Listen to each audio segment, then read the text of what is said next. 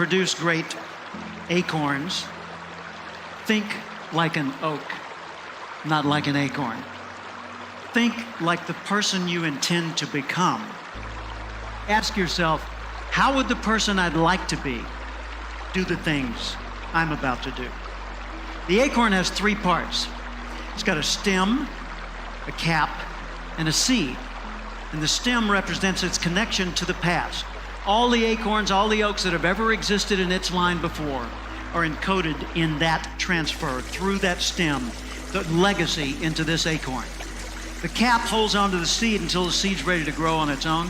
So the cap represents your coaches, your mentors, your role models, your guides, your parents, your friends, your teachers.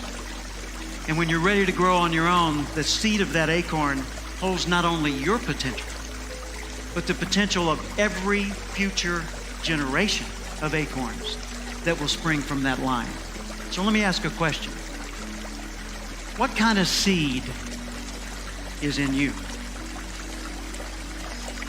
See, I believe part of our responsibility in life is to find out who we are, to discover ourselves. First off, we need to respect our nature. We need to realize we are part of a continuing chain that carries a legacy and a responsibility. And if that's the case, then we need to recognize that we were not biological coincidences.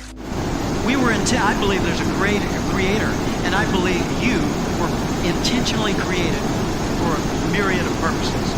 There are many things we can do with our lives, and I think it's our job to find out what those things are and to do them as well as we possibly can so that we're passing along the right imprint for the next generation. And that's just simply my life philosophy. That's the way I look at it. So first, we need to respect our nature. Second, we need to know our nature. Take Aristotle's advice, know thyself, but know things about yourself that most people don't discover. For example, know how you're smart, not just how smart you are in comparison to others. In what ways are you smart? Know what you care about. What are the values that motivate your choices? Know what your personal velocity is, the intensity and drive with which you naturally operate. Know the background imprint, positive, neutral, or negative, that you carry with you and what effect it's had on you. Know your behavioral style, how you come across to other people. Know the patterns in your choices so that you're continually learning more and more about what it's like to be you so you can do an even better job of it. And then we need to apply our nature. We need to nurture our nature by expressing ourselves in the world. See, I never expected to be anything but ordinary. I was raised to be nice and ordinary. I expected I would grow up to be, my dad worked for the phone company. I figured I'd go to work for the phone company, maybe work in an office. I figured I'd work till 65. I'd have 1.34 kids. I'd retire at 65, and then I'd die at the statistical average age for my gene pool. That's what I expected.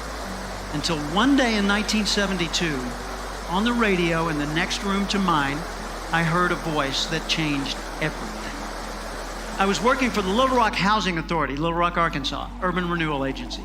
I was a government clerk making $525 a month. I weighed 200 pounds.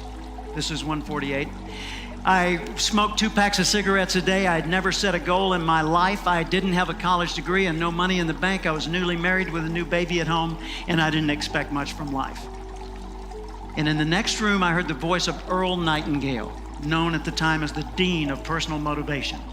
He was on 900 radio stations around the world, and what he said that day will forever resonate with me.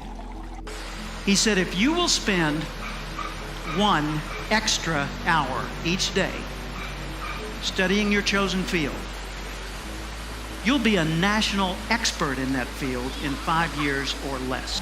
That hit me like a tornado. It rearranged everything in my life.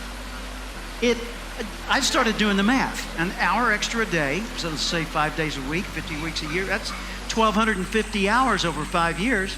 If I spent, just ordinary me, 1,250 hours studying one subject, wow, yeah, I could actually be a national expert. What do I want to be an expert at? Well, it's not urban renewal. And then it occurred to me a few weeks later, I want to do what the guy on the radio's doing, but I had no idea what that was. I just knew it felt right to get into the field of human development. And I thought, well, let's see, an hour a day, I'm a government clerk. I've got 8 hours a day. And then I started thinking about what he had said, and I took him seriously, an hour a day. I focused, well, I thought I was kind of behind the game, so I needed 2 hours and 3 and 4 and 5. So I overcompensated, and I became fanatical about the field of human development. And in that 5-year period, I went from